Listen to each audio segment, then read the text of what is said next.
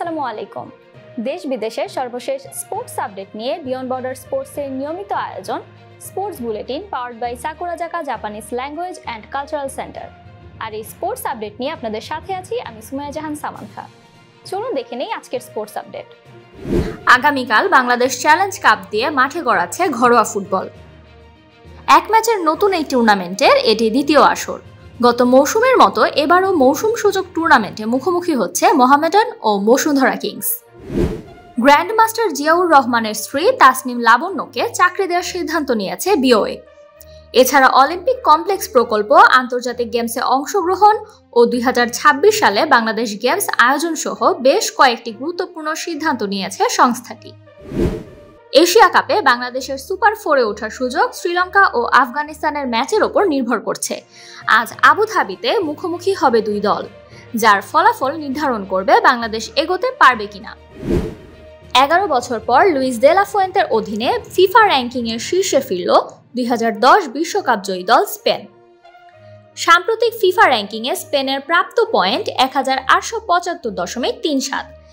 এছাড়া খুব সামান্য ব্যবধানে দ্বিতীয় স্থানে রয়েছে ফ্রান্স।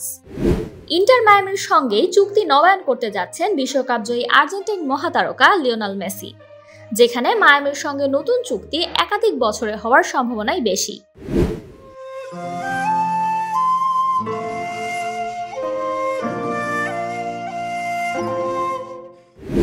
চ্যাম্পিয়ন্স লিগে নিজেদের প্রথম ম্যাচে ইংলিশ ক্লাব নিউক্যাসলের মুখোমুখি হতে যাচ্ছেন স্প্যানিশ জায়ান্ট বার্সেলোনা।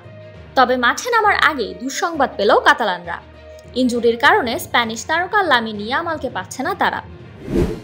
আরব আমিরাতকে 41 রানে হারিয়ে সুপার 4-এ উঠেছে পাকিস্তান।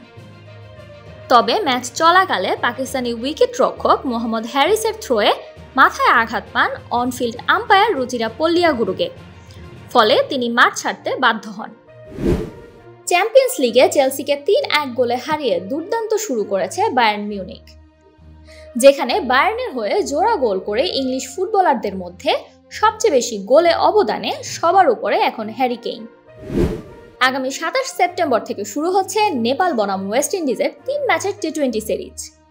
ফলে 15 সদস্যের দল ঘোষণা করেছে ওয়েস্ট ইন্ডিজ ক্রিকেট বোর্ড, যেখানে ডাক পেয়েছেন যুক্তরাষ্ট্রের হয়ে 8টি টি-20 খেলা কারিমা গোল্ড।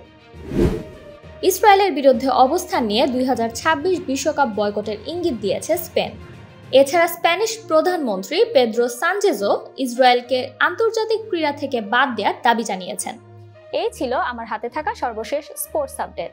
পরবর্তী স্পোর্টস আপডেট দেখার আমন্ত্রণ জানিয়ে বিদায় নিচ্ছি আমি সুমাইয়া জাহান সামান্থা।